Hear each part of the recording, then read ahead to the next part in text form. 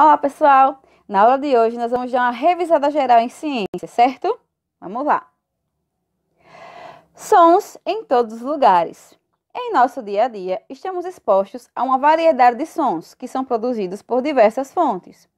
Os sons podem ser produzidos por objetos criados pelos seres humanos, como despertador e televisão, que chamamos de sons artificiais, ou de forma natural, por fenômenos físicos e seres vivos, que chamamos de sons naturais.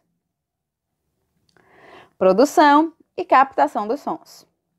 O som é um tipo de onda que se forma por meio da vibração de algo e que se propaga no ar, na água e nos metais, por exemplo. A vibração empurra o ar até ser captado pelas orelhas, e aí vocês podem observar a imagenzinha do nosso aparelho auditivo, o caminho que o som percorre até chegar ao nosso cérebro para que possamos identificar que som é esse. Sons do corpo humano. A capacidade humana de produzir sons com o corpo e a voz é muito grande. Além da voz, que pode ser produzida pelo nosso corpo, há outros sons involuntários, como batidas de coração, bocejo, soluço, espirro, tosse, estômago roncando de fome, etc. Também há alguns sons que podem ser produzidos voluntariamente, como estalo de boca, estalo de dedos, batidas na barriga, assobio, canto, palmas, sapateado, entre outros. Sons e a saúde. Os sons podem ser agradáveis ou desagradáveis, dependendo de como a pessoa os perceba. O que para mim pode ser agradável, para você pode não ser.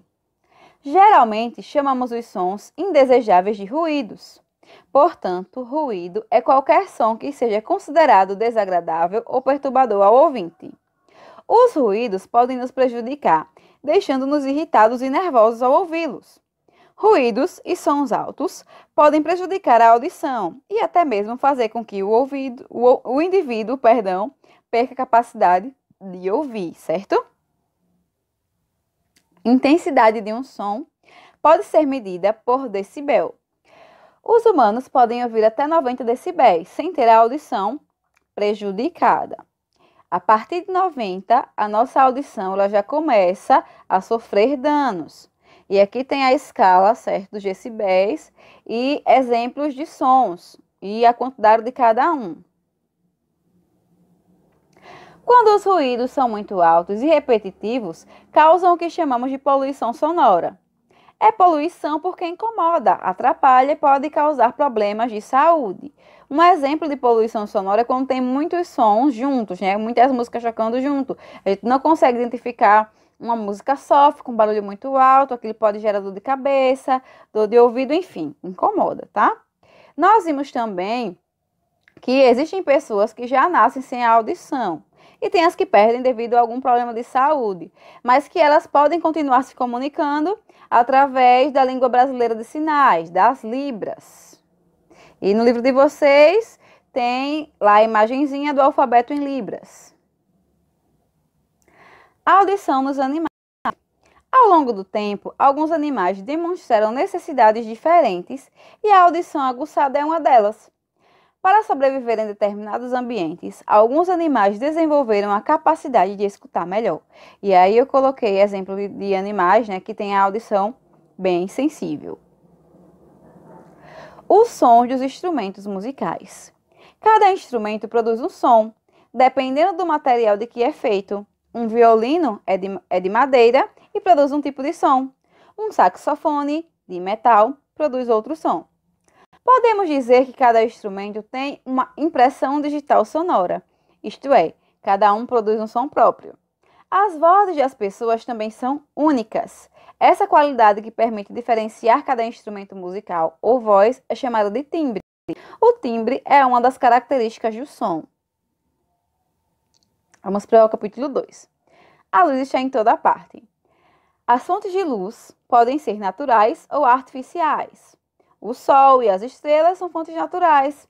As lâmpadas e as velas são fontes artificiais.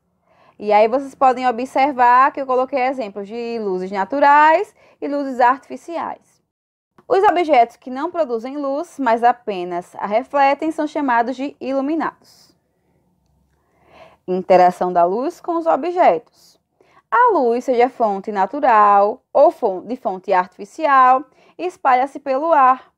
Os raios luminosos se propagam em linha reta, como vocês podem observar nessa imagem aí. Quando os raios luminosos encontram um obstáculo, eles podem atravessar totalmente, atravessar em parte, desviar ou não atravessar esse objeto. Dependendo da ação da luz, o objeto pode ser classificado como transparente, translúcido ou opaco. E na imagem vocês podem observar cada material desse, né? O transparente, o translúcido e o opaco. Luz e sombra. Quando um objeto opaco é exposto a uma fonte luminosa, é possível observar a projeção de sua sombra em uma superfície, como o chão ou uma parede. Isso acontece porque objetos opacos são obstáculos para a luz, ou seja, a luz não consegue atravessá-los, e por isso formam-se sombras. Desvio da luz em objetos transparentes. Em algumas situações, os raios luminosos sofrem desvios, causando deformidade naquilo que vemos. Como vocês podem observar aí nessa imagem que vocês já viram na aula anterior, né? Parece que o lápis está distorcido dentro do copo. Os raios sofrem inclinação, ou seja, a luz é desviada pela água. Por isso, temos a impressão de que o lápis está quebrado. O nome desse fenômeno da luz é refração. Outro fenômeno de refração muito conhecido é o arco-íris. A luz do sol parece amarela, não é mesmo? Mas na realidade ela é que cor? Branca. A cor branca é formada pelo conjunto de várias cores, as cores do arco-íris. Após uma chuva, ainda ficam gotículas de água no céu. Quando os raios luminosos passam por essas gotículas, eles se decompõem em várias cores, formando o arco-íris. Esse tipo de refração é chamado de dispersão da luz. Refração nas lentes e luz e espelhos. A luz também sofre refração através de lentes, como as dos óculos e das lupas. Além disso, os raios luminosos também podem bater em um objeto e refletir, ou seja, voltar em direção à fonte luminosa. Objetos com a superfície polida são capazes de refletir as imagens, como os espelhos, né? Os espelhos são exemplos disso aí, desses objetos, como vocês podem ver que eu coloquei na imagem, no slide, né? Desse espelho aqui, no quarto, e da lupa, que também sofre refração da luz. Luz e cores dos objetos. Outra forma de interação entre a luz e os objetos é a absorção, tá? É por meio dessa característica que é possível enxergar as cores dos objetos. Lembre-se de que a luz branca é formada por 7 cores. Desse modo, as cores refletidas correspondem à cor do objeto. As demais cores são absorvidas e não ficam visíveis. Luz e saúde. Muitas pessoas não conseguem enxergar por serem deficientes visuais, cegas ou com baixa visão.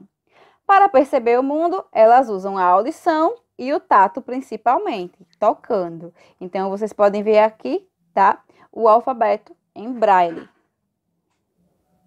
Então, gente, por hoje é só, certo? Se ficou alguma dúvida em relação a algum assunto, entre em contato comigo. Realizem as atividades que foram encaminhadas. Um beijo, bons estudos e se cuidem. Até mais!